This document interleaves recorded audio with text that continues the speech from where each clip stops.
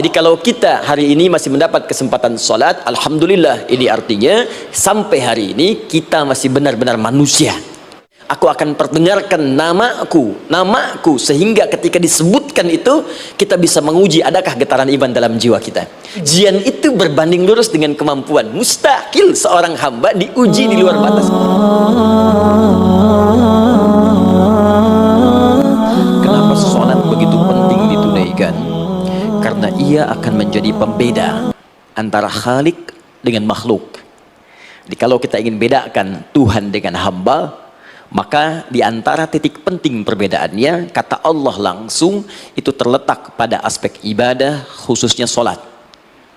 Karena itu ketika Nabi Musa alaihi salam berkenan kemudian langsung diperintahkan oleh Allah, sehingga disebut dengan kalimullah, yang diajak bicara dan diperkenalkan tentang esensi ketuhanan Allah, maka disebutkan perintah langsung oleh Allah untuk menyembahnya dalam bentuk salat. Al-Quran surah ke-20 Thaha ayat ke-14. Kata Allah, innani anallahu la ilaha illa ana fa'budni wa aqimis salata li dzikri. Ya Musa, tidak ada Tuhan, kata Allah, selain saya.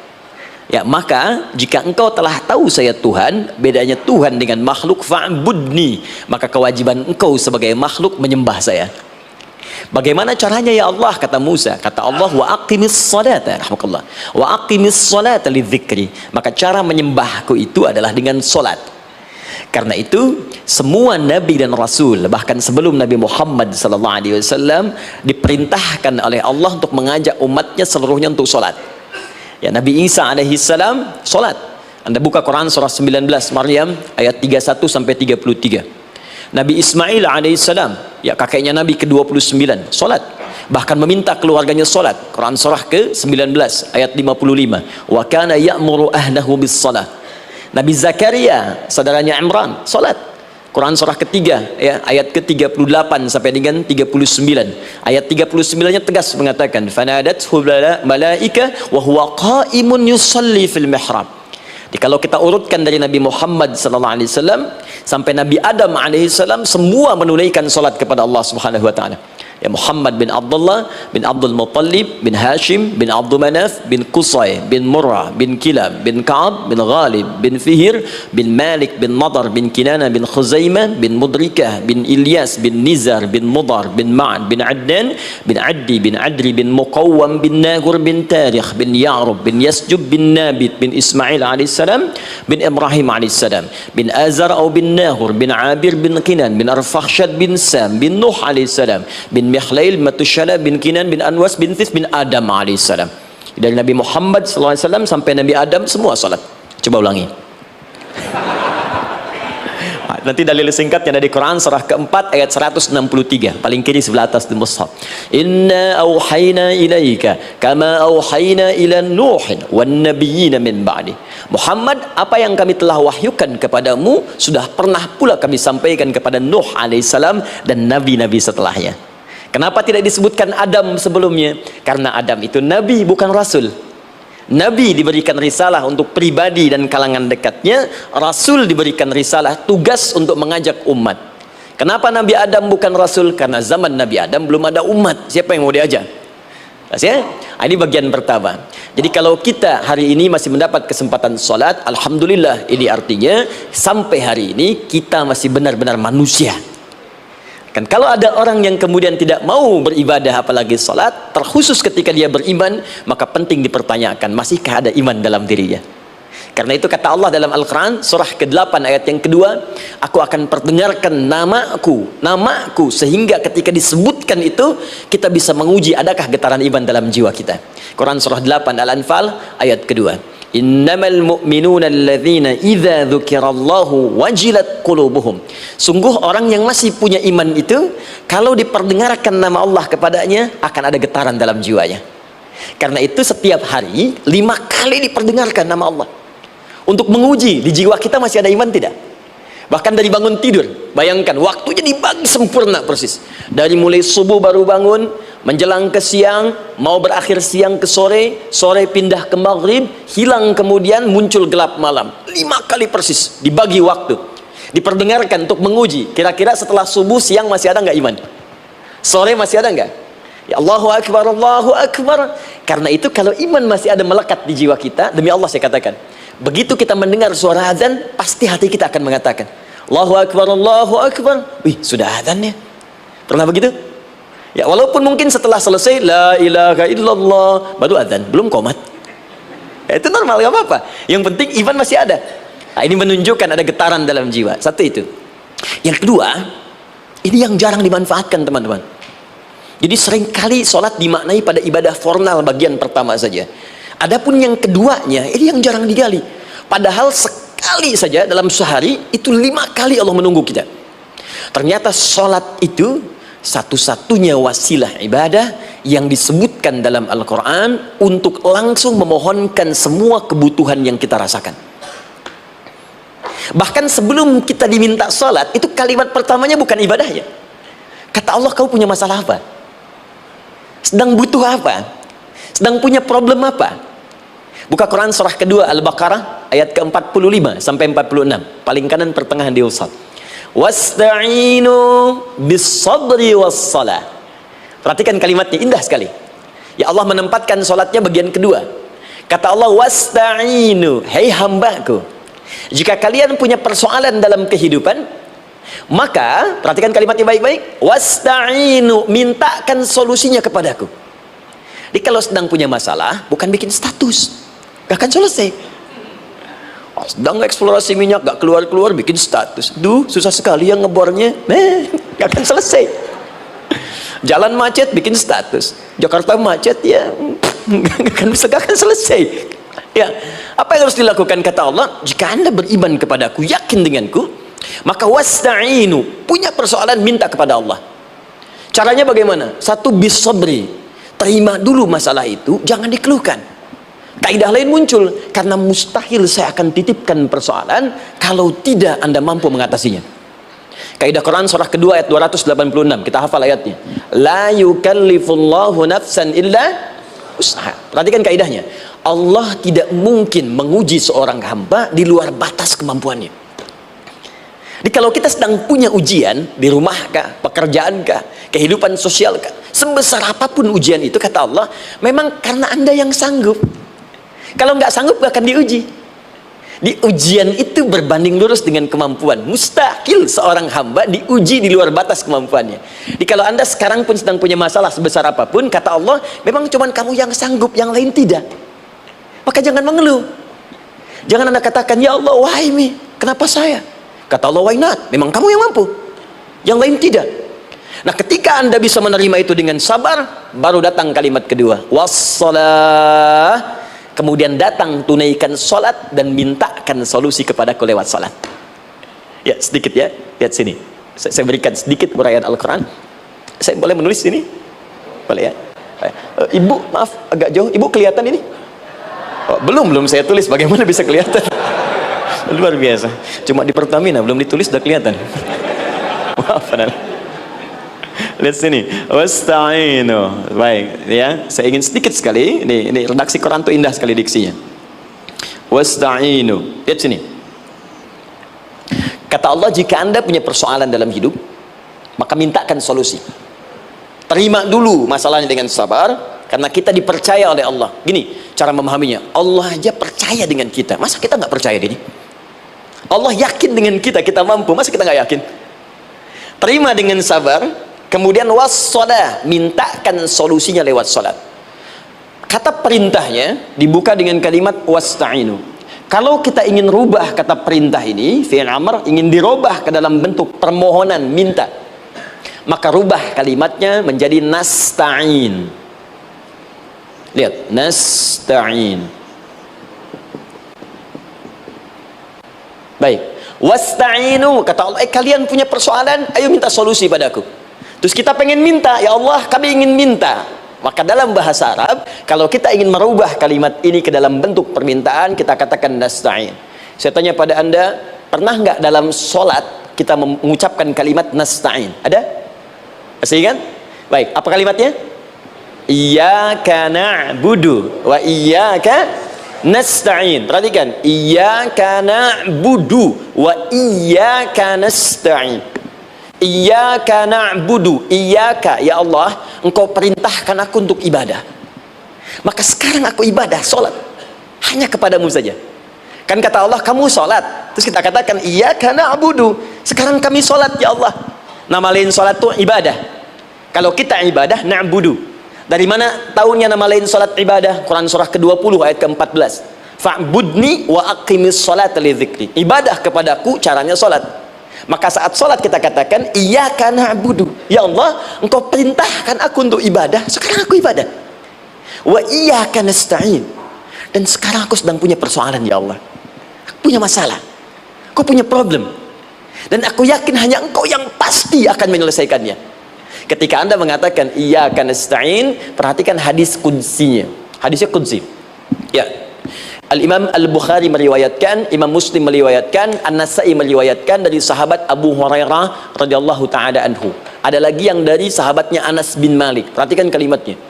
Idza qala al-'abdu iyyaka na'budu wa iyyaka nasta'in, jika hambaku dalam salatnya benar membacanya, benar dari awal salatnya sampai dengan kalimat iyyaka na'budu wa iyyaka nasta'in, ya Allah, sekarang aku ibadah kepadamu dan sekarang aku punya persoalan. Aku mohonkan solusinya darimu. Kata Allah, hadza baini wa baina 'abdi. Ini perjanjian antara aku dengan hambaku. Wali 'abdi. Hadisnya qudsi. Wali abdi, kalau hambaku benar salatnya sampai kalimat ini, masalah, apapun yang dia minta sekarang, aku akan kabulkan. Aku akan kabulkan. Pertanyaan saya, berapa di antara kita yang salat sampai detik ini ribuan kali ruku dan sujud yang memanfaatkan momentum ini untuk memohon? Siapa di antara kita yang ketika salat memohon kepada Allah solusi? Jangan-jangan selama ini salat itu hanya menjadi formalitas saja. Takbir, ruku, sujud, salam, selesai. Takbir, ruku, sujud, salam, selesai. Padahal Allah sudah menunggu hambaku, kamu itu punya masalah apa? Makanya setiap waktu dibagi 5 supaya hidup kita ringan. Subuh ke zuhur punya masalah, zuhur salat. Begitu kita mohon, tuntas masalah itu. Zuhur ke asar punya persoalan, asar salat. Dijawab oleh Allah, tuntas persoalan itu. Karena itu semua nabi dan rasul, bahkan orang soleh, ketika punya persoalan dalam hidupnya, even itu hanya menulis karya ilmiah, maka mereka akan memulai dengan sholat dan minta kepada Allah Subhanahu wa Ta'ala. Teman-teman kenal Nabi Zakaria? Bagus. Baik, di sana belum tulis, sudah kelihatan. Sini kenal Nabi Zakaria, alhamdulillah. Tapi nggak apa-apa. Saya ke Sukabumi, Pak. Ada yang kenal Fir'aun? Kenal Fir'aun, kenal, bagus. Sukabumi hubun dunia, suka itu hubun, bumi itu dunia. Baik. Teman-teman, Nabi Zakaria itu diuji oleh Allah. Maaf, belum punya keturunan. Dan semua nabi punya ujian. Jadi jangankan kita, nabi aja yang jelas surganya punya ujian. Ya, Anda pernah sakit, Nabi Ayub sakitnya lebih parah dari kita. Ya, Anda di keluarga belum ada keturunan, Nabi Zakaria pernah lebih daripada kita. Sampai rambutnya memutih, fisiknya sudah letih, dan menurut medis, maaf sekali, istrinya divonis tidak mungkin punya keturunan, monofus dan mandul, mustahil. Secara klinis gak mungkin, secara medis tidak mungkin. Maka Allah tunjukkan satu isyarat yang sangat luar biasa. Jika Anda mendapati situasi makhluk mengatakan ini mustahil dan sudah angkat tangan, ini tanda pertama dari Allah, langsung tinggalkan pendapat manusia, langsung memohon kepada Allah. Maka turunlah beritanya di Quran surah ketiga Ali Imran ayat 38 sampai 39. Paling kanan sebelah atas di mushaf. Sekarang perhatikan kalimatnya, saya mau sambungkan dengan Al-Fatihah tadi. Hunalika da'a Zakaria rabbah. Di mihrabnya Nabi Zakaria salat bermohon kepada Allah. Qala rabbi habli min ladunka dzurriyyatan thayyibah. Kemudian ia berdoa, Rabbi habli, ya Allah yang maha memberi tanpa batas. Ini adab pertama, kalau teman-teman mau berdoa, sebut nama Allah sesuai dengan hajat kebutuhan kita. Itu yang disebut dengan Al-Asma'ul Husna. Di Asma'ul Husna itu bukan nama-nama indah yang sekedar dihafal, bukan. Tapi nama yang diberikan oleh Allah sesuai dengan kebutuhan hidup kita. Dalilnya Quran surah ke-17 ayat 110. Ya, paling kanan sebelah atas di mushaf, ke pertengahan. Ya, kata Allah, Qulid Allah. Jika Anda punya persoalan, sebut nama Allah. Allah Awir Rahman atau Ar-Rahman. Ayyamma tad'u, tapi kalau Anda ingin spesifik meminta, falahul asmaul husna. Pilih nama Allah, ia punya nama-nama yang indah sesuai kebutuhan kita. Jadi kalau teman-teman misalnya minta kelancaran rezeki, sebut ya Allah ya Razzaq. Anak mau ujian, ya Allah ya Al-Alim. Di proyek misalnya ada hambatan, ada gangguan, ya Allah ya Al-Jabbar ya Al-Malik. Ingin mudah mengatasi ujian, ya Allah ya Sabar. Minta. Ya, jangan semuanya disebutkan, nanti jadi beban. Ya Allahumma ya Rahman ya Al-Malik ya Al-Quddus ya Sabar, gitu kan? Yang tadinya nggak punya masalah jadi punya masalah, gitu kan? Pilih salah satu. Nah, jika Anda ingin memohon pada satu hal yang mustahil menurut manusia, maka minta dengan menyebut nama Allah yang memberi tanpa batas mustahil di dalamnya. Nama Allah tersebut namanya Wahhab. Wahhab. Ya Allah ya Wahhab, Al-Wahhab. Kalau kita rubah dalam bentuk permintaan, maka singkat kalimatnya dengan hab. Hab. Untuk sendiri habli, untuk banyakkan hablana. Rabbana hablana min azwajina wa dzurriyyatina qurrata a'yun. Nabi Zakaria minta karena sendiri yang mengalami situasi itu, maka beliau katakan, Rabbi habli, ya Allah habli min ladunka, ya Allah yang tak punya batas dalam pemberian. Mereka mengatakan aku tak akan punya keturunan. Mereka mengatakan mustahil aku punya anak. Dan aku yakin kau memberi batas tanpa memberikan pemberian tanpa batas. Aku mohon darimu saja, darimu saja, dzurriyyatan thayyibah, keturunan-keturunan terbaik. Innaka sami'ud du'a, engkau pasti mendengar doa saya. Kalau pada yang maha memohon saja, maha mendengar saja tidak mengabulkan, lantas kepada siapa lagi aku mesti minta? Tapi poinnya bukan itu. Poinnya adalah ini disampaikan oleh Nabi Zakaria dalam keadaan sedang sholat, masih berdiri dalam sholatnya. Dalam bahasa Arab berdiri disebut dengan qaimun, qaim, berdiri. Sedang sholat disebut dengan yusolli. Perhatikan ayat 39-nya. Fanadathul malaikatu wa huwa qaimun yusolli fil mihrab. Maka seketika ketika doanya selesai dipanjatkan, sholatnya belum selesai. Doanya selesai dipanjatkan, seketika datang malaikat menyampaikan, kamu dapat kabar gembira, Anda akan punya anak, bahkan namanya langsung diberikan oleh Allah, Yahya, artinya hidup. Yang mustahil menurut manusia, lahir dari rahim seorang perempuan yang divonis monopos dan mandul, kata Allah, bagiku yang gak ada yang mustahil. Jadi dan hidup dia.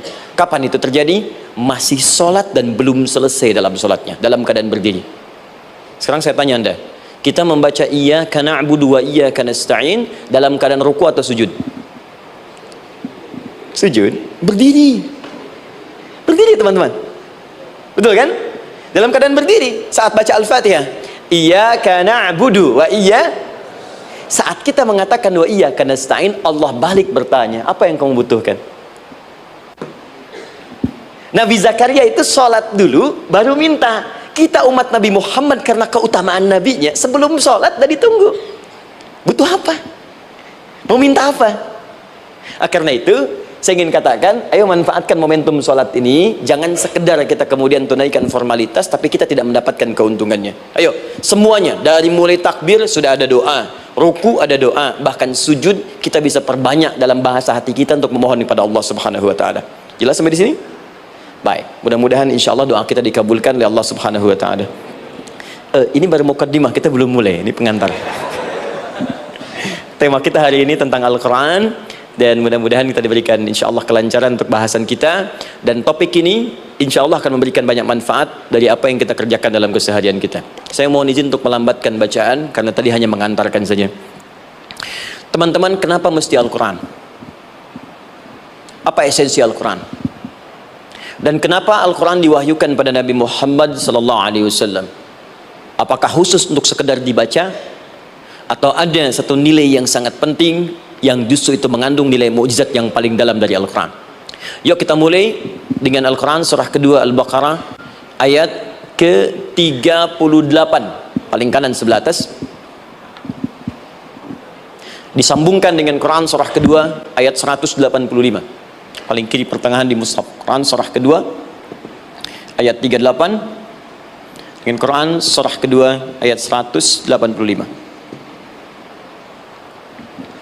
Saya mulai dari kisah Nabi Adam, saya pelan-pelan. Nabi Adam saat diciptakan oleh Allah, Kemudian diberikan informasi bahwa beliau akan bertugas di bumi, beraktivitas di bumi. Disampaikan di Quran surah kedua ayat 30, paling kiri sebelah atas, wa idz qala rabbuka lil malaikati inni ja'ilun fil ardi khalifah. Kata Allah, dan pelajari, ingat ketika kami menyampaikan pada para malaikat, kami akan menugaskan satu makhluk manusia namanya Adam di bumi, tugasnya untuk menjalani hidup di bumi.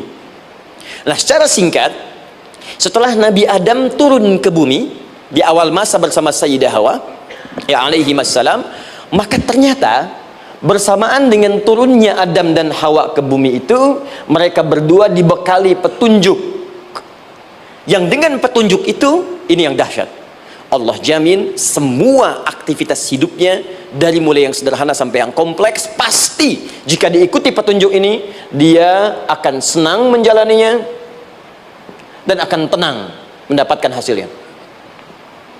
Ya, perhatikan kalimatnya. Quran surah kedua ayat 38. Fokus. Qul nahbitu minha jami'a. Kata Allah, sekarang tiba saatnya Adam, Hawa, turun kalian ke bumi. Kalau setan kita tinggalkan aja ya. Ini kita bahas Adam dulu. Turun kalian semua ke bumi. Fa imma ya'tiyannakum minni huda. Maka nanti sejak kalian tiba di bumi itu, aku akan turunkan satu petunjuk disebut dengan hudan namanya. Hudan. Fokus.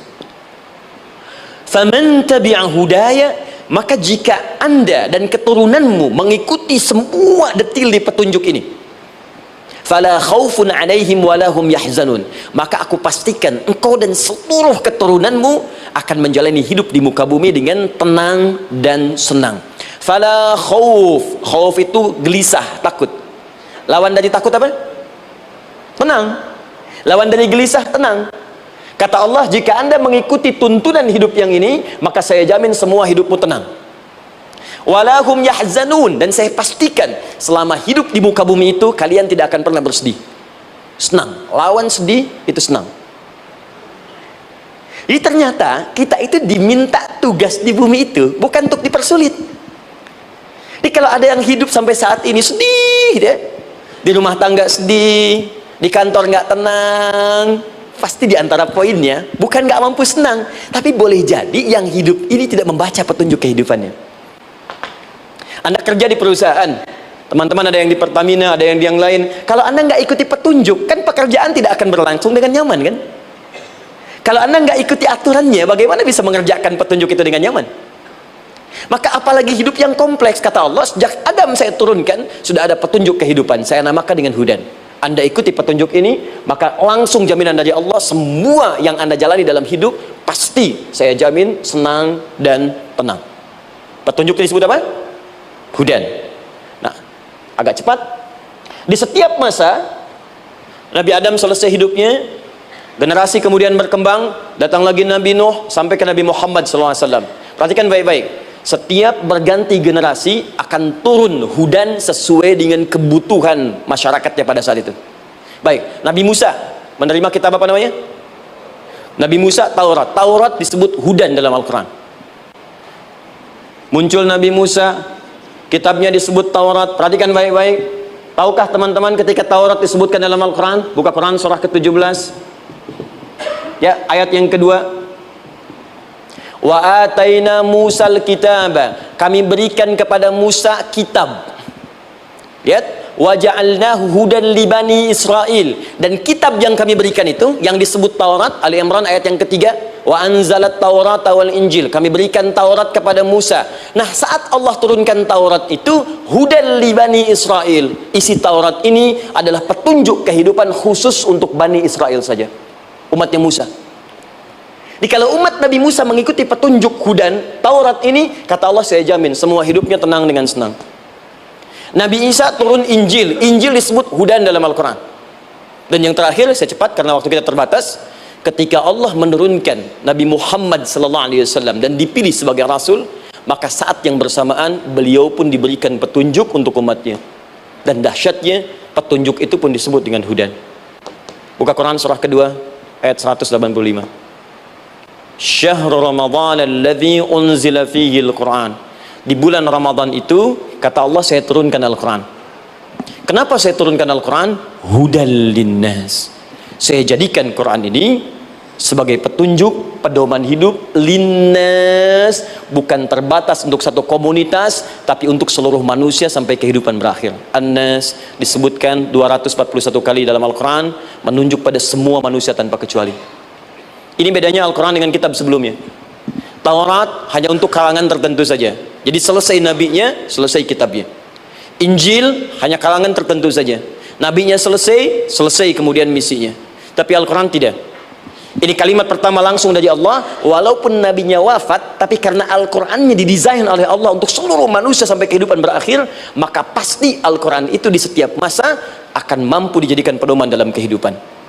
Jadi prinsip pertama, ketika Allah menurunkan Al-Quran, sebenarnya tujuan utamanya bukan sekedar dibaca, bukan, tapi di dalamnya itu ada petunjuk hidup, Pak, Bu. Dan yang buat, yang menciptakan kita. Bukankah Anda kalau ingin memperbaiki sesuatu akan datang kepada penemunya, penciptanya?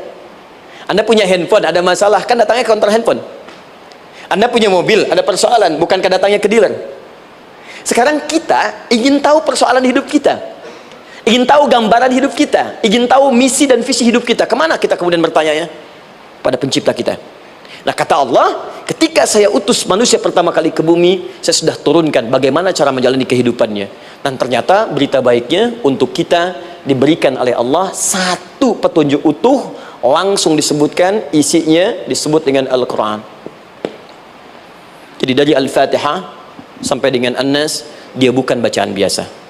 Semua di dalamnya ada petunjuk kehidupan kita, dari mulai bahkan dalam kandungan sampai kita wafat kepada Allah Subhanahu wa Ta'ala. Kalau diikuti petunjuk ini, langsung turun jaminan dari Allah, hidup kita pasti akan tenang dan nyaman. Saya bacakan cepat ya, tapi nggak usah ditulis. Nanti kalau teman-teman agak terlambat mengikutinya, Anda buka kembali rekamannya, Anda boleh runtutkan kembali. Saya baca cepat saja, dan ini insya Allah Anda hanya akan temukan dalam Al-Quran. Nanti saya berikan rahasia di akhir sebelum kita akhiri.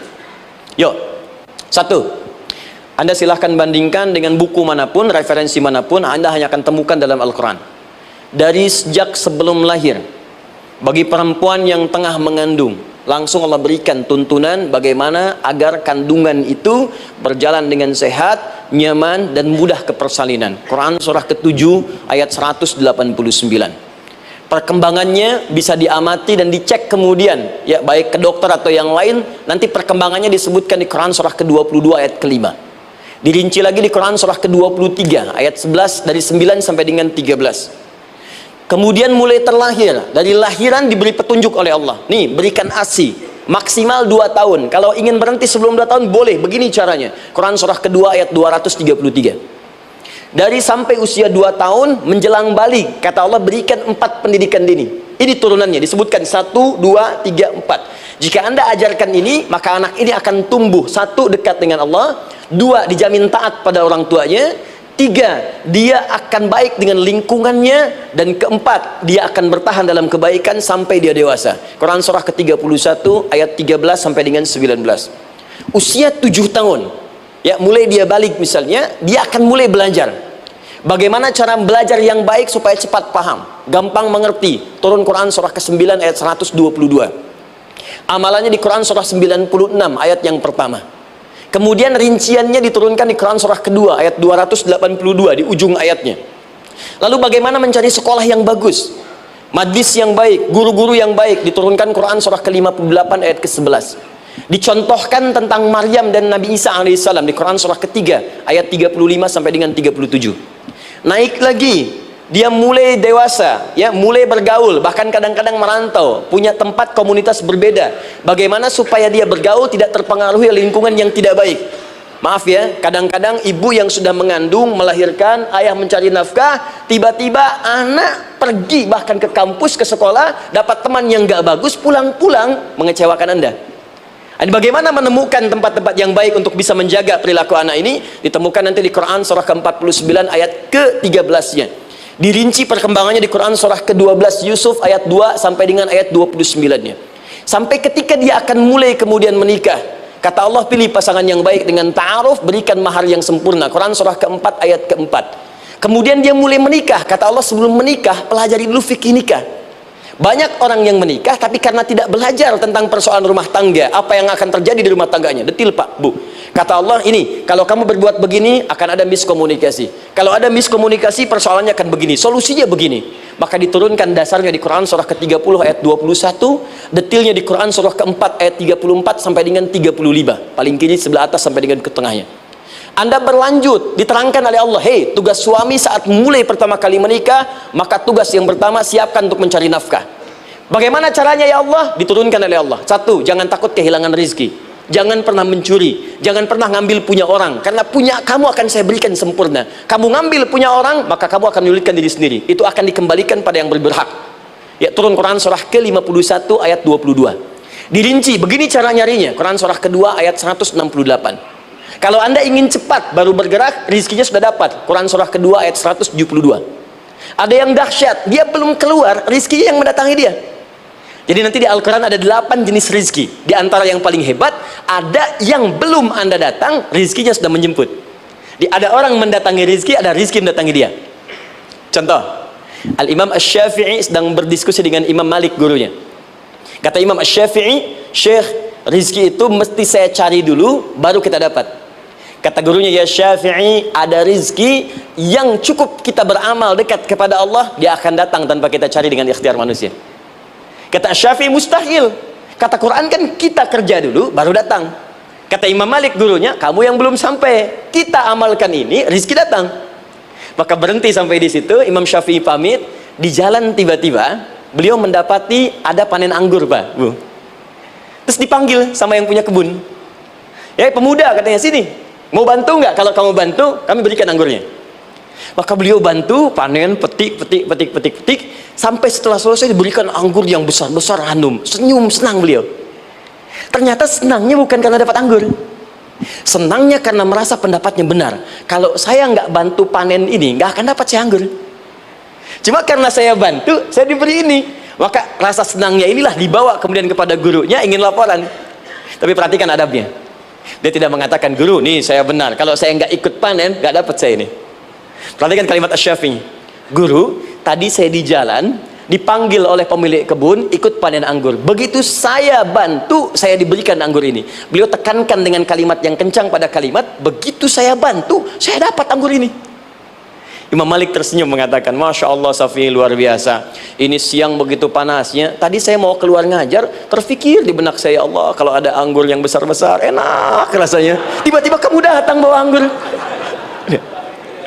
Ini Imam Syafi'i kerja dapat sesuatu, Imam Malik terfikir sesuatu, datang rezeki. Itu ada di Quran surah ke-7, teman-teman, ayat ke-96, paling kanan sebelah atas di mushafnya. Baik, teruskan dulu. Ya, Anda dalam mencari kerja, ingat, kalau Allah yang sampaikan pasti terjadi. Jangan dikira mudah. Kata Allah, akan ada persaingan, akan ada kadang-kadang singgungan, akan ada tantangan. Maka mulai petakan tantangan apa yang akan Anda lalui saat Anda mulai mencari nafkah itu. Maka turun Quran surah kedua ayat 214, paling kanan sebelah bawah. Am hasibtum an tadkhulul jannata. Hei, apa kamu mudah begitu saja mengira akan sukses dalam pekerjaanmu? Bahkan bisa diartikan surga, ingin masuk surga. Walamma ya'tikum mathalul ladzina khalau min qablikum. Sebelum engkau diuji seperti orang sukses dulu pernah sukses. Lihat mereka. Enggak ada orang sukses yang instan. Cuman balikan telapak tangan dapat, tidak. Kata Allah, lihat orang-orang dulu. Lihat orang-orang hebat dulu, bagaimana mereka bisa kaya, bisa sukses, bisa punya posisi. Masat umul ba'sa, petakan olehmu tantangan apa yang akan dihadapi saat engkau bekerja itu. Satu, kata Allah, ba'sun, ada yang ringan. Ya, ba's. Ba'sa jama' dari kata ba'sun. Dua, dara.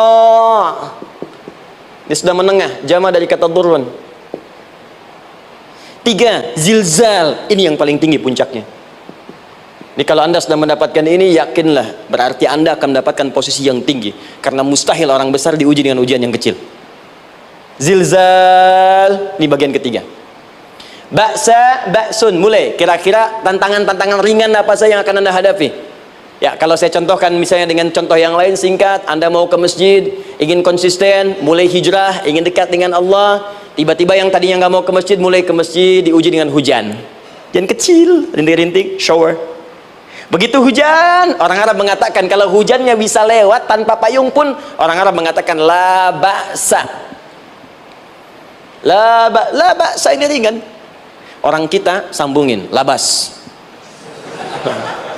Dari bahasa Arab lewat.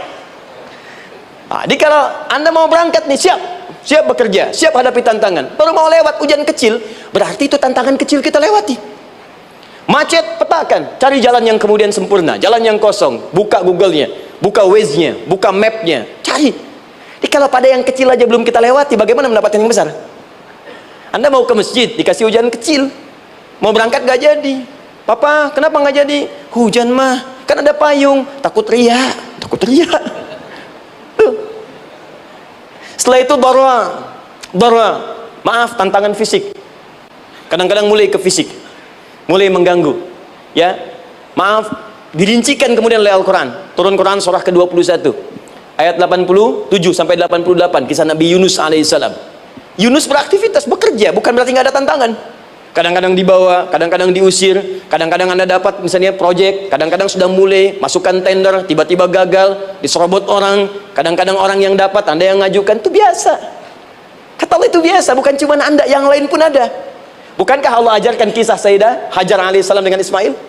Bukankah bolak-balik naik Safa Marwah, kadang di atas, kadang di bawah, kadang lihat peluang sampai Marwah ternyata bukan air.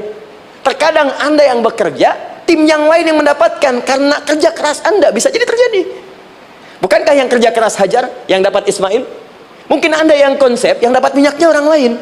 Mungkin Anda yang kerjakan, yang suksesnya teman Anda, gak ada masalah. Dan itu kemudian akan bermanfaat bagi Anda. Tidak mungkin setiap keringat yang keluar dari diri kita mustahil, kecuali akan melahirkan manfaat yang kembali pada diri kita. Tantangan. Tapi yang paling dahsyat, ini yang gak ditemukan di sebagian referensi yang kita baca. Ketika Allah menjelaskan semua tahapan-tahapan tantangan ini sampai ke puncaknya zilzal. Zilzal itu kalau bahasa sekarang gempa. Ada ujian yang menggoncang hati kita. Ketika Anda kerjakan, ya Allah, tantangannya dahsyat. Kenapa mesti saya, ya Allah? Kau nggak selesai-selesai, ya Allah. Itu wajar, teman-teman, itu biasa. Kata Allah, orang dulu saja mengatakan, mata nasrullah, kapan ini selesai? Berbahagialah kalau teman-teman sudah mendapatkan tantangan puncak yang paling tinggi ini. Ini artinya Allah sedang mempersiapkan Anda menjadi orang besar di kemudian hari. Dan cara mengatasinya diturunkan Quran surah ketiga ayat 142, paling kiri sebelah atas. Perhatikan dahsyatnya. Yang pertama diterangkan tantangannya, yang kedua dijelaskan cara mengatasinya. Saya mau berhenti sampai di titik ini, nanti saya terangkan cara berinteraksi dengan Al-Quran. Ya, perhatikan baik-baik. Kata Allah, jika kelak engkau sudah bisa memetakan tantangan ini, maka siapkan solusi untuk mengatasinya. Ayatnya dibuka dengan kalimat yang sama persis. Saya pernah sampaikan teori ini di dua perusahaan besar di Indonesia. Yang pertama, ada salah satu perusahaan, karena ini direkam saya nggak sebutkan perusahaannya, perusahaan otomotif besar, sedang turun gratis, kemudian juga ada inflasi yang tinggi. Terus saya terangkan teori Quran, dia praktekkan berhasil, Pak. Padahal saat itu saya presentasi di depan non-muslim, sales-sales se-Indonesia dikumpulkan, saya bedah tentang ini, dan mereka berhasil, sampai sekarang naik lagi. Yang kedua sama, ini direkturnya juga non-muslim, tapi nggak apa-apa, kita diskusi dan mau mendengar teori ini dan praktekkan, naik. Ya, dulu di satu perusahaan minyak juga sedang turun, karyawan semua dikumpulkan, lalu kita bahas tentang ini, kita terangkan. Yang ini yang paling menarik dari Al-Quran. Kalimatnya sama persis. Quran surah ketiga ayat 142. Am hasibtum an tadkhulul jannata. Apa Anda duga akan begitu mudah mendapatkan kesuksesan dalam hidup? Tolong fokus baik-baik. Jangan selalu mengartikan jannah dengan surga. Karena asal kata jannah itu artinya kesuksesan, kebahagiaan yang belum tampak. Surga, kenapa disebut dengan jannah? Karena itu puncak kebahagiaan kita yang belum nampak sekarang. Ya, saya kasih rahasia ya, ini antara kita saja nih. Kalau ada kata jim dengan nun di depannya, itu pasti tidak nampak, tersembunyi. Apapun tambahannya. Ya, misal, jin kenapa disebut dengan jin? Karena memang ketika diciptakan, dia tidak tampak, tersembunyi. Lawannya ins, karena itu kita disebut ins, karena saat lahir kita tampak.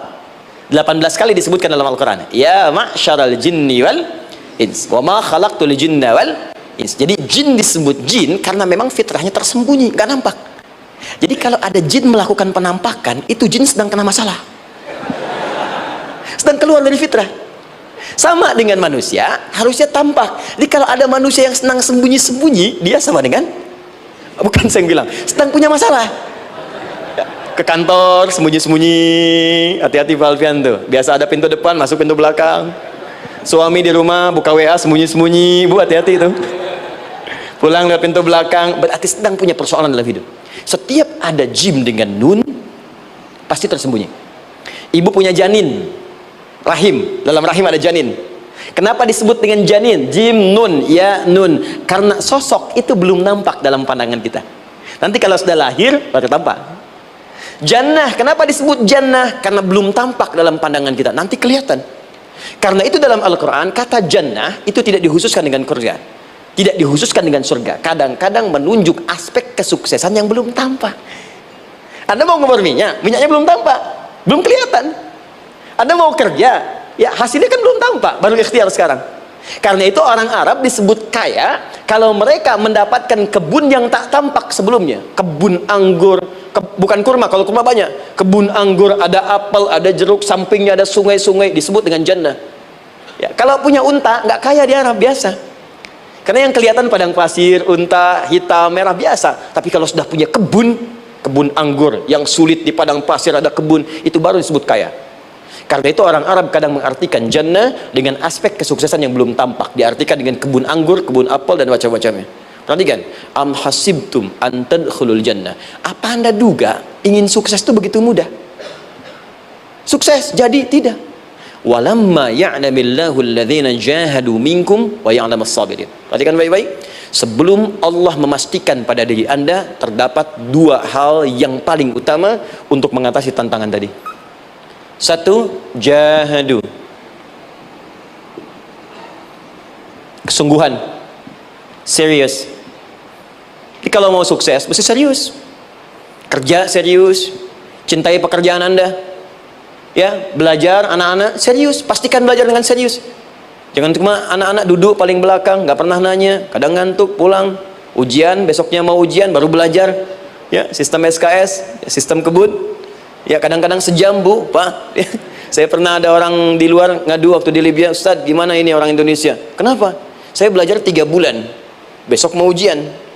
Teman antum orang Indonesia pinjam catatan saya, baru semalam dia dapat 8, saya 7,5. Saya bilang, Anda belum tahu sistem SKS tuh. Baik, ya. Tapi itu bukan solusi. Begitu ujian selesai, ilmu lupa. Itu poinnya. Jadi kalau hanya sekedar ilmu dipakai untuk ujian, pada prakteknya nggak akan terpakai. Ini banyak anak sekolah sekarang hanya belajar untuk ujian saja. Padahal kalau dipraktekkan, kadang kaitan dengan agama tinggi, Bu, Pak. Fisika itu dengan agama itu tinggi. Gaya F1 sama dengan F2, gaya gerak sama dengan gaya dorong. Gaya sedikit, maka keluarnya sedikit. Pukul kencang, bunyinya kencang. Imannya kalau kuat, amalan jadi banyak. Iman sedikit, amal pun sedikit. F berbanding lurus dengan P, hukum Pascal. Gaya berbanding lurus dengan tekanan. Masuk bab akhlak. Makin banyak gaya, makin banyak tertekan. Nah, itulah. Gaji 5 juta, gaya 10 juta, kan? Ini serius. Serius. Di divisi apapun Anda, saya 3 sepekan lalu lah takziah ke tempatnya yang Habibie, terus diminta tausiah di sana, dan saya perhatikan beliau termasuk yang paling serius ketika diberikan tugas apapun. Gak pernah diberikan amanah kecuali mencintai pekerjaan itu. Yang Habibie demikian. Diciri orang sukses itu serius. Tapi keseriusan itu, kata Allah, petakan jadi 3 bagian lagi. Karena jahadu itu punya 3 turunan kata. Satu, keseriusan merencanakan, disebut ijtihad namanya. Punya rencana. Mappingnya apa? Stepnya apa? Oke, Anda ingin kerjakan sebuah proyek, baik, proyeknya berlangsung berapa lama? Target kita apa? Jangka panjangnya, menengahnya, jangka pendeknya. Kemudian apa tantangan yang akan dihadapi di setiap tahapan-tahapannya? Selesaikan. Bahkan saking pentingnya tahap perencanaan ini ditunjukkan oleh Allah langsung lewat sholat. Teman-teman masih ingat sholat pertama yang kita kerjakan setiap hari, sholat apa namanya? Subuh. Apa artinya subuh? Tuh, ini masalahnya. Ini kata Al-Quran sendiri, ya, kata Al-Quran sendiri. Nanti akan ditemukan orang yang ibadah tidak paham apa yang dikerjakan dan dilakukan dalam ibadahnya. Contoh sholat. Kata Allah, akan ada orang sholat yang saat sholat tidak mengerti apa yang ia baca dan dia lakukan dalam sholatnya. Jujur tanyakan pada diri kita, sampai detik ini, dari sekian ribuan kali ruku dan sujud, berapa persen bacaan sholat yang kita pahami? Jangan-jangan kita ruku tapi nggak ngerti yang dibaca. Sujud tak paham yang diungkapkan. Bagaimana bisa khusyuk? Mustahil. Maka kembali ke sini, kenapa sholat pertama itu disebut dengan subuh? Teman-teman, ternyata semua nama sholat dari subuh sampai isya, plus bacaan dan gerakan dari takbir sampai salam, itu bukan sekedar gerakan semata. Semua ada artinya, ada maknanya. Dan diajarkan oleh Nabi langsung. Subuh disebut dengan subuh. Ada dua kata. Satu, fajar. Quran surah ke-17 ayat 78. Inna Qur'an al-fajri kana mashhuda. Kedua, subuh di surat At-Takbir. Was subhi idza tanaffas. Kenapa disebut fajar? Fajar itu pancaran positif, pancaran kebaikan. Jadi kalau yang baik disebut fajar. Kalau yang jelek disebut fujur. Fujur ada di Quran surah 91 ayat 7 sampai 8. Wa nafsi wa ma sawaha fa'alhamaha fujuraha wa taqwaha. Fujur itu rambatan, gelombang buruk yang muncul dari nafsu. Ya, ditembuskan ke elemen tubuh kita. Misal gini. Tiba-tiba pengen marah. Ya, di tubuh kita mengatakan melotot, maka ini ada pancaran di hati kita nyambung kemudian ke mata. Ini rambatan dari sini ke mata disebut fujur namanya. Mau ke tangan pukul, masuk ke tangan. Itu rambatannya disebut fujur namanya. Ya. Yang baiknya disebut fajar. Ya, misal saya ingin sholat, tiba-tiba hati mengatakan sudah azan, merambat ke kaki, cepat melangkah, cepat wudhu. Nah, itu rambatannya disebut fajar namanya, atau infajar. Ini pasti ada, ya. Fujur nama lainnya nafsu, disebutkan 115 kali dalam Al-Quran. Takwa, rambatan fajar, sumbernya takwa, disebutkan 115 kali dalam Al-Quran. Di jiwa kita ada takwa, ada nafsu. Takwa yang dorong malaikat disebutkan 88 kali dalam Al-Quran. Nafsu yang dorong setan disebutkan sama 88 kali.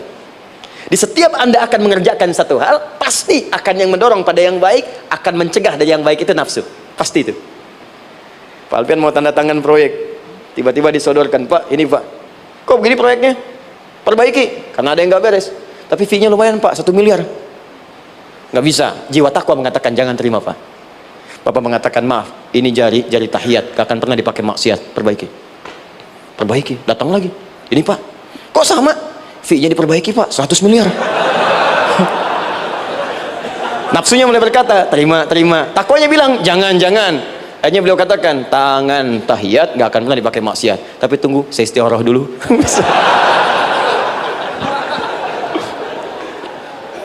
Nah, waktunya, ini salatnya disebut fajar. Kenapa disebut fajar? Karena saat kita tidur, terus dengar suara azan, Allahu Akbar, maka memancar dari iman kita rambatan untuk merespon suara itu, bangun kita untuk menunaikan salat. Waktunya disebut subuh. Kenapa disebut subuh? Dari kata asbah. Asbah itu artinya yang siap dengan rencana. Ya, orang Islam tuh nggak ada yang bangun dari tidurnya kecuali punya rencana jelas yang akan dieksekusi di hari itu. Makanya sebelum kita bekerja mengeksekusi itu, kita datang menghadap Allah supaya Allah berikan kemudahan di setiap aktivitas kita. Coba lihat manajemen Nabi. Bukankah sebelum tidur beliau istighfar dulu? Dirinci pekerjaannya, dicatat yang akan dikerjakan besok, istighfar 70 kali, 100 kali, sehingga dengan istighfar saat tidurnya tenang. Coba kita biasakan. Ada yang baca Quran, ada yang istighfar. Kalau nggak percaya silahkan cek. Begitu Anda lakukan, tidurnya enak. Besoknya rencana itu sudah siap. Makanya ketika bangun, siap jam 7 mau kemana, jam 8 ada di mana, jam 12 kerjakan apa. Sebelum mengerjakan itu, datang kepada Allah, sujud, ya Allah, saya punya rencana ini, tolong mudahkan. Begitu caranya. Itu yang disebut dengan subuh. Nah, sekarang kembalikan, peta hidup kita mau seperti apa ke depan? Ijtihad. Yang kedua, kalau sudah jelas konsepnya, visinya sudah ada, maka jihad. Yang kedua, jihad. Jihad itu eksekusinya, aksinya, actionnya, perjuangan fisiknya. Rencananya apa? Tahajud malam nanti. Bismillah. Jam berapa? 2:30. Baik, yuk kita mulai rencanakan. Eksekusi rencananya. Bagaimana cara kita bangun 2:30? Pasang alarm. Jam berapa alarm dipasang? 3 kali. Pertama 1:30, kedua 2:45, ketiga jam 2 lewat 1:45. Baik. Alarm pertama untuk mematikan alarm kedua. Alarm kedua matikan alarm ketiga. Ketiga siap-siap. Baik. Siap bangun. Jihad. Awas, ini penting ya. Jihad itu jangan dipersempit maknanya kepada situasi peperangan saja, tidak. Banyak jihad itu luas sekali medannya. Karena jihad itu perjuangan fisik. Dan maaf sekali, dalam konteks perang pun bukan menyerang orang. tapi membela diri saat diserang. Di Islam itu bukan agama ekspansi. Cek di sejarah, nggak ada Islam menyerang. Yang ada itu membela diri saat diserang. Atau saat orang lain dizalimi dan kita diminta untuk terlibat, kita membantu. Ini bukan dalam konteks sekarang yang banyak dibincangkan, tembak orang, bom orang, nyerang orang, bukan. Itu waktu kejadian bom Tamrin itu pertama, saya di Lampung posisinya. Itu begitu meledak, tuar. Pertanyaan pertama Pak di Majelis Taklim, Ustaz, apakah bom di Jalan Tamrin termasuk jihad fisabilillah? Saya bilang, Pak, sependek pengetahuan saya, jihad fisabilillah itu jihad di jalan Allah, bukan di Jalan Tamrin. Kaidahnya beda. Nah, misal mencari nafkah itu jihad. Cari nafkah jihad. Quran surah keempat ayat 34, paling kiri sebelah atas. Tugas pertama ketika menikah, kata Allah, ar-rijalu qawwamuna 'alan nisa. Setiap lelaki itu diminta oleh Allah untuk mengatur bagian rumah tangganya. Jadi pemimpin di rumah tangganya. Ya bima faddalallahu ba'dahum 'ala ba'din, karena diberikan kemampuan untuk memimpin. Di pemimpin itu ada di suami. Dan ciri khas pemimpin, Bu, biasanya ciri khas pemimpin apa, Bu? Bukan tegas, bukan. Ciri khas pemimpin itu tidak mau dipimpin. Makanya kalau ada sesuatu, masukkan lewat usulan, jangan beri saran. Kalau saran susah, itu pemimpin. Baik, tapi yang paling luar biasa kata Allah, perhatikan kalimatnya indah sekali. Wa bima anfaqu min amwalihim. Saya berikan tugas untuk mencari nafkah. Ketika seorang lelaki bertugas mencari nafkah, ingat ya, konteks apapun, kalau perempuan nanti bekerja bukan nafkah poinnya. Bisa hobi, ya, bisa aktivitas, tapi nafkah kalau sudah menikah itu ada pada suami. Perempuan tidak. Kalaupun tidak dilarang perempuan bekerja, tidak. Sayyidah Aisyah mengajar, ada yang para sahabiah jadi perawat, ya, ada yang pengajar. Banyak dulu sahabat Nabi yang perempuan mengajar. Ya, kan ada pelajaran-pelajaran khusus perempuan. Ya, ada bagian perawat, ada dokter. Ini kan yang ngandung perempuan, masa yang periksa laki-laki? Ya, ada bagian perempuan tertentu. Itu silahkan bekerja, boleh. Tapi nafkah laki-laki. Begitu lelaki meniatkan pekerjaannya karena Allah untuk mencari nafkah, itu setiap langkahnya jihad fisabilillah. Wafat, syahid. Maaf ya, apakah selama Anda bekerja sudah diniatkan ibadah? Jangan-jangan cuma kerja aja. Kalau cuma kerja, apa bedanya Anda dengan yang belum beriman? Anda wafat juga, kerja di gedung yang sama, berangkat menemukan kemacetan yang sama. Apa bedanya iman kita dengan yang lain? Satu, kita pasti wafat, pasti pulang, dan kita nggak bisa pilih. Ya, nggak bisa pilih. Antum bisa duluan, saya belakangan mungkin. Atau ditukar, saya belakangan, Anda duluan mungkin. Atau memang saya bisa duluan, ya, duluan menyolati Anda. Oke, paham ya? Jadi ibu di rumah jihad, Bu, pada anak, perawat, mengandung itu sudah jihad. Jadi kalau wafat dalam proses saya melahirkan atau sedang mengandung itu syahid. Itu jelas nggak ada perbedaan pendapat. Anak-anak yang sekolah niatkan ibadah, Bu, Pak.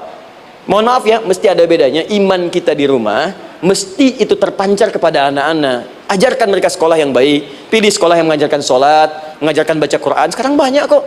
Fisikanya bagus, Qurannya bagus, kimianya bagus, sholatnya juga bagus. Cari. Kalau bisa dunianya bagus, akhirat bagus, kenapa hanya pilih dunia saja? Siapkan. Itu jihad. Terakhir, tidak mudah mengeksekusi ini. Pasti ada tantangan yang ketiga. Namanya mujahadah. Mujahadah. Tantangan mengatasi gejolak jiwa. Kadang-kadang malas, capek, ya, belum eksekusi dilakukan, sudah berdebat pada yang tidak penting, sehingga tidak menghasilkan kesimpulan, ragu-ragu, khawatir, maka atasi semua itu. Turun Quran surah kedua ayat 216. Kutiba alaikumul qitalu wa huwa kurhul lakum. Kalau engkau sedang tidak nyaman, maka perangi ketidaknyamanan itu jika engkau ingin mendapatkan kesuksesan yang telah engkau cita-citakan. Asa an takrahu syai'an fa huwa khairul lakum. Boleh jadi apa yang engkau tidak rasakan sekarang, engkau rasakan gak enak, gak nyaman, di balik itu Allah sedang siapkan sesuatu yang lebih baik untukmu. Wa asa an tuhibbu syai'an fa huwa syarrul lakum. Mungkin yang engkau harap-harap sekarang boleh jadi itu belum baik untukmu sekarang. Allahu ya'lamu wa antum la ta'lamun. Karena Allah lebih tahu masa depan, engkau pikiranmu pendek sampai di sini saja. Maka teman-teman sekalian, kembalikan lagi, tidak pernah Anda akan temukan dalam Al-Quran kecuali bimbingan hidup yang semuanya nyata. Silahkan cek. Itu baru pekerjaan. Belum ibu di rumah, ibu capek merawat anak, kadang mengeluh, kadang nangis. Turun Quran surah ke-17 ayat 23. Kadang-kadang ada beda pendapat dengan suami. Quran surah ke-4 ayat 34 sampai 35. Masalah kondangan saja, Pak, bisa beda pendapat. Ya. Ya, Pak, kan ada family gathering malam. Mama pakai baju apa ya? Hijau apa yang biru? Masya Allah. Kata Anda biru bagus, Mah. Kata Mama kayaknya hijau deh, Pak. Tuh. Nanya tapi udah punya jawaban. Ya, bagus kalau dipakai, begitu keluar kuning. Naik lagi, Anda udah 40 tahun, anak masih ada, turun Quran surah ke-46 ayat 15. Kemudian naik lagi sampai Anda sepuh, sampai kembali ke keadaan tidak normal seperti anak-anak lagi, Quran surah ke-22 ayat ke-5. Sampai ada amalan, kalau Anda jangan kira Anda akan hidup selamanya, Anda pasti wafat. Quran surah ke-3 ayat 185. Bahkan diajarkan kalau wafatnya ingin enak, begini caranya. Pelajari Pak, jangan cuma dunia, kita akan meninggal. Ini ada di Quran, kalau pengen meninggalnya enak, begini caranya. Ya kalau nggak percaya silahkan amalkan, nanti kita akan lihat di akhir. Ya, betul akan kelihatan. Quran surah ke-89 ayat 27 sampai 30. Kalau kalian nggak pelajari ini, silahkan kata Allah, saya berikan yang ini yang kedua sampai dipukulin malaikat. Quran surah ke-8 ayat ke-50. Sampai di alam kubur dijelaskan, kalau nanti Anda wafat, Anda pindah ke alam kubur, kalau ingin di kuburnya terang, nyaman, banyak rezekinya, lakukan amalan Quran surah ke-3 ayat 169 sampai 172. Tapi kalau Anda abai, Anda akan seperti Firaun dulu. Setiap pagi sampai petang ditampakkan neraka. Quran surah ke-40 teman-teman sekalian disampaikan oleh Allah langsung ya, dari ayat 45 sampai 46 ya. Sampai terjadi kiamat disampaikan Quran surah ke-75. Sampai dihisab, ada yang masuk surga tanpa hisab, Quran surah ke-2 ayat 25. Ada yang masuk neraka tanpa hisab. Ada. Kan yang kita tahu surga aja, masuk neraka tanpa hisab ada. Quran surah 18 ayat 99 sampai dengan 100. Sampai disebutkan surga yang paling indah nomor 1 bersama Nabi dan orang-orang soleh. Jadi kalau Anda masuk sini, tetangga Anda semua Nabi. Ya, depannya Nabi Ibrahim, belakangnya Nabi Musa misalnya, samping kiri Nabi Yusuf, ya, samping kanan Nabi Muhammad SAW. Itu cuma 3 golongan: orang soleh, para syuhada, orang-orang jujur dalam kehidupan dunianya. Jadi kalau Anda jadi pekerja yang jujur, taat kepada Allah, Anda berpotensi masuk surga bersama semua Nabi dan Rasul yang pernah diutus. Ya, baik, itu ada di Quran surah ke-4 ayat ke-69. Ada yang kedua di taman surga, Quran surah ke-51 ayat 15 sampai dengan 18. Ada yang surga seluas langit dan bumi, Quran surah ke-3 ayat 133 sampai 134. Ada yang neraka yang biasa, ya, sebiasa-biasa nerakanya kebakar juga.